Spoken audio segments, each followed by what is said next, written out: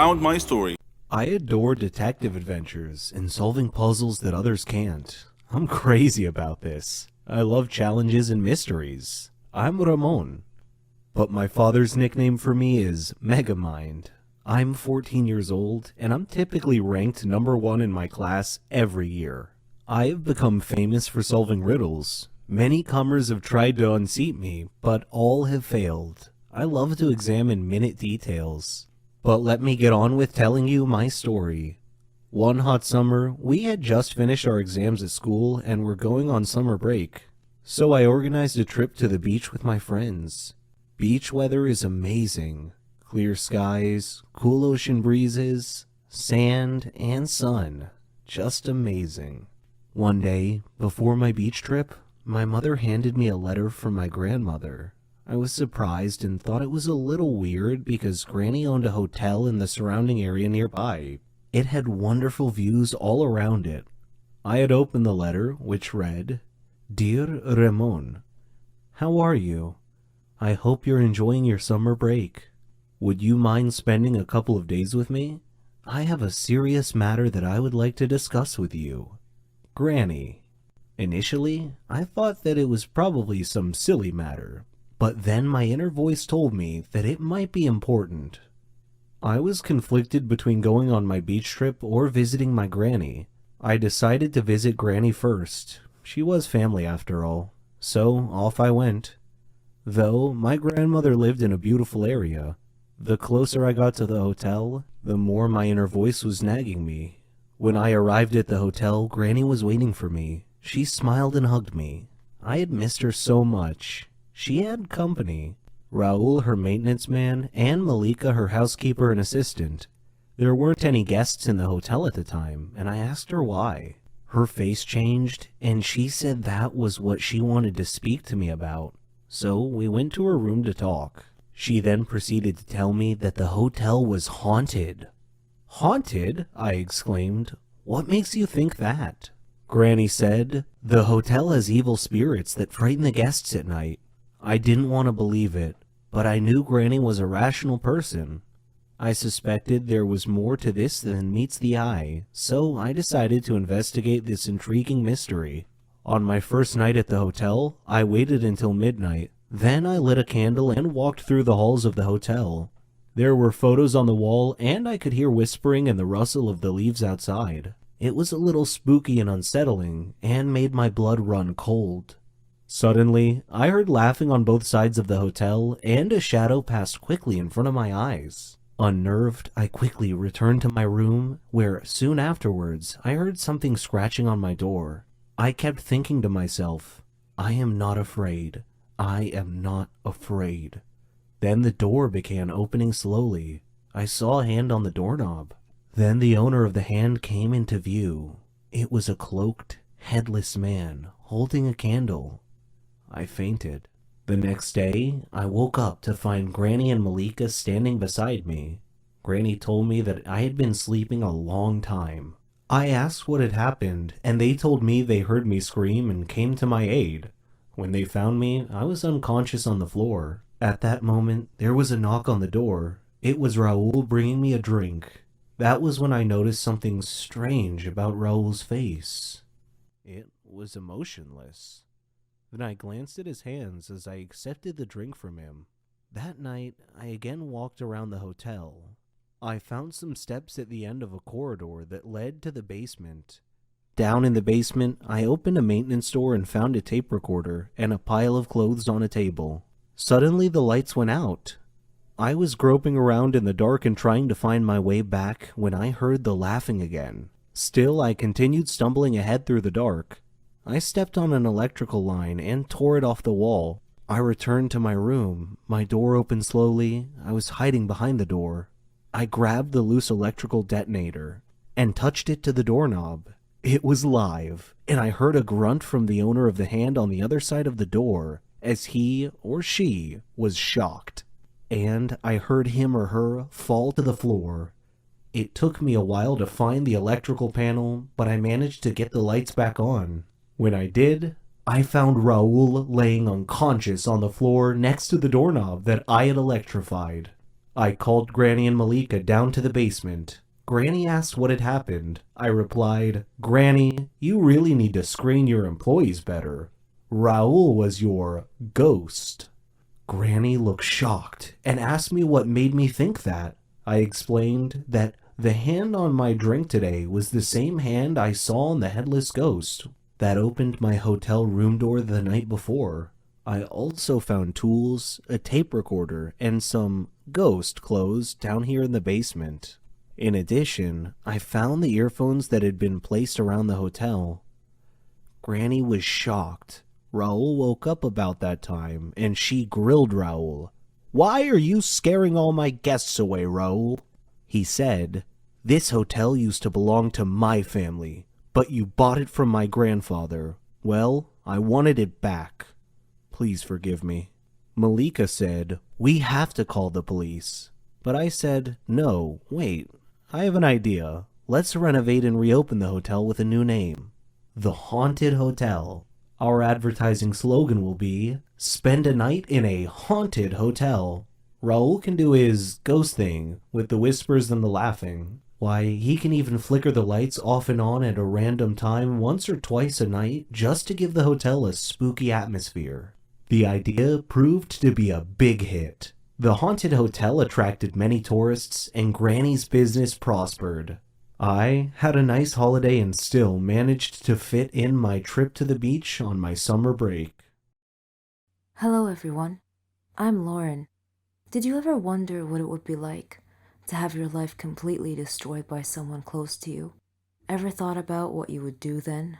I didn't have time to think, because that's exactly what happened to me. It all started 2 years ago. I lived a quiet life with my mom and dad and my sister. I loved my family. We were always together. We were happy until that fateful day. My dad got fired from his work, a big company. He had worked there for 20 years. The only money we had then was what he had managed to save over the years. Finding a new job wasn't easy.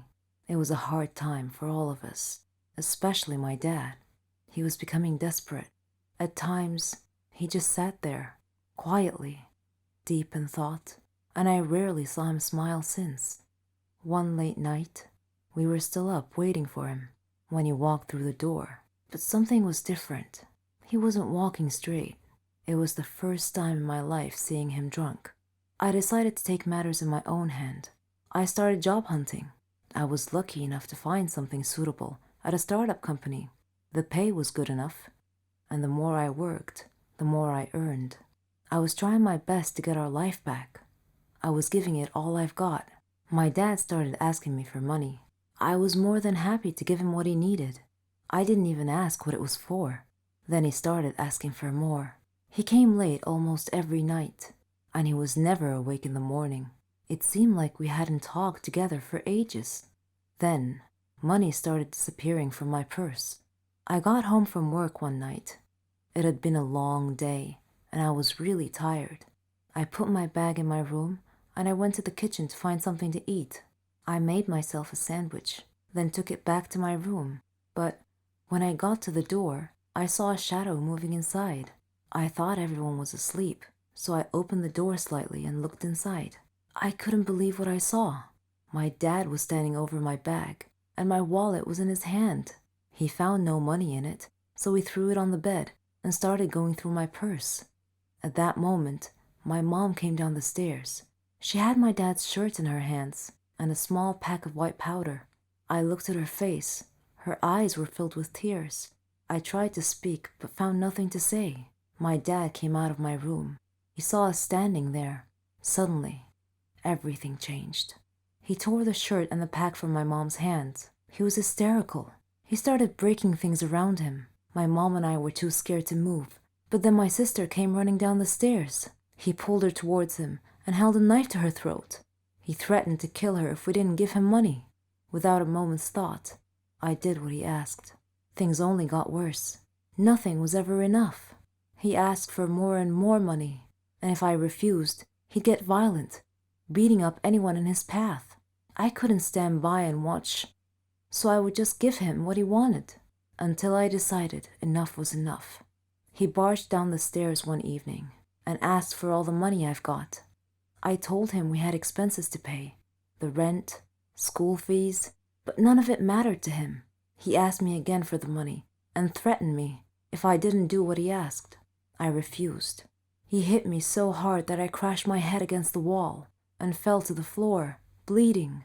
Everything went dark. My mom took me to different hospitals, and I had to do a lot of checkups and tests, but all the doctors said the same thing, that this was it.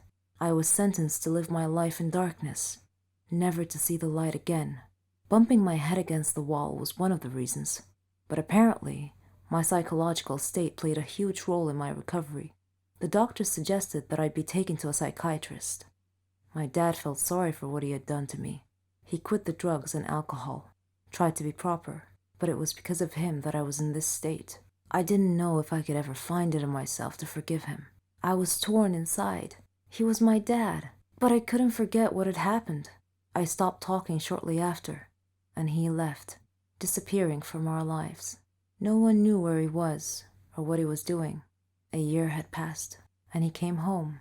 He sounded good, kind of like how he was before. He's trying to make up for what he had done. But to me, nothing he does makes a difference anymore. I'm still in the dark. That's something I'm gonna have to live with my whole life. I can't change that. What do you think I should do? Hey everyone, my name is Gwen. My story is different from anything you've ever heard before in your life. We all have grandparents, and we all love them very much. When they die, they leave an empty space in our hearts. It's never easy. My grandpa died a year ago. Before he died, he left me an old weird-looking chest, which I never thought to open before, until today. I opened the chest, but all I found in it were 2 pieces of paper. One of them had only 2 words, Grandpa's house, and the other had a map drawn on it. I thought for a while, then I decided to go to my grandpa's old house and check things out. So, I went to the house. As I took out the key to open the door opened wide. There was no one else there. I was scared, but I was curious to find out more about the map. So I went in. As soon as I got inside, the door slammed shut behind me. I was shocked and scared, but I wasn't gonna back out now. The house looked so creepy and eerie, like it was abandoned for 100 years, and it felt so cold, like standing on ice. I opened the map in my hands and looked around. It showed the inside of the house. I followed the path till I reached the door. When I stood in front of it, it opened slowly on its own. Terrified, I took 2 steps back, but I glimpsed a shadow inside, so I moved forward. I stepped in, but with nothing under my feet, I fell, rolling over down the stairs. It wasn't a room, it was the basement. I tried to get up, but there was something on my legs. Of course, it was too dark to see what it was. Every time I take it off, it falls back again. I looked for my phone, but it wasn't in my pocket. Oddly enough, when I looked again, it was there. I took it out, and I turned on the flashlight, and there was my surprise. On my legs was the bony arm of a skeleton.